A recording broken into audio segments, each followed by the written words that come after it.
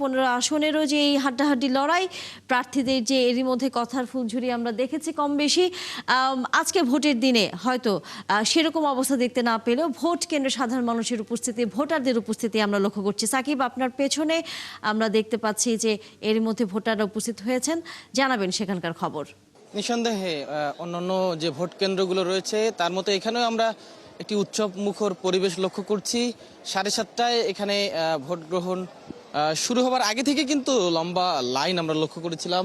অনেকেই ফজরের নামাজের পরপরই কিন্তু এই ভোট প্রদান করবার জন্য এসে লাইনে দাঁড়িয়েছিল। ইতিমধ্যেই ভোট গ্রহণ শুরু হয়েছে। এখানে একটি বিষয় লক্ষ্য করার যেটি যে তরুণ ভোটার এবং নারী ভোটারের উপস্থিতি কিন্তু রয়েছে ব্যাপক পরিমাণে।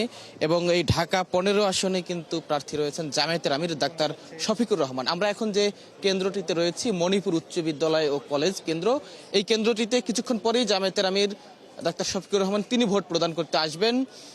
এখন পর্যন্ত এখানে আইন শৃঙ্খলা পরিস্থিতি থেকে শুরু করে সবকিছু স্বাভাবিক রয়েছে এবং ভোটারদের কিন্তু বেশ ভিড় আমরা লক্ষ্য করছি। তারা সারিবদ্ধভাবে নির্দিষ্ট প্রক্রিয়া অবলম্বন করে এবং আইন শৃঙ্খলা বাহিনী যারা রয়েছেন তারাও কিন্তু তাদের যে দায়িত্ব সেটি পালন করছেন। তাদেরকে চেক করার যে বিষয়, সবগুলো বিষয় কিন্তু তারা করছেন এবং ভোটারদের সহযোগিতা করার বিষয়টি তারা করছেন। ভোটাররাও নির্বিঘ্নে তারা ভোট কেন্দ্রে যাচ্ছেন, ভোট দিচ্ছেন এবং এখন পর্যন্ত তারা সার্বিক ভোট কেন্দ্রের পরিস্থিতি নিয়ে তারা সন্তোষ প্রকাশ করেছেন যে সবকিছু স্বাভাবিক রয়েছে।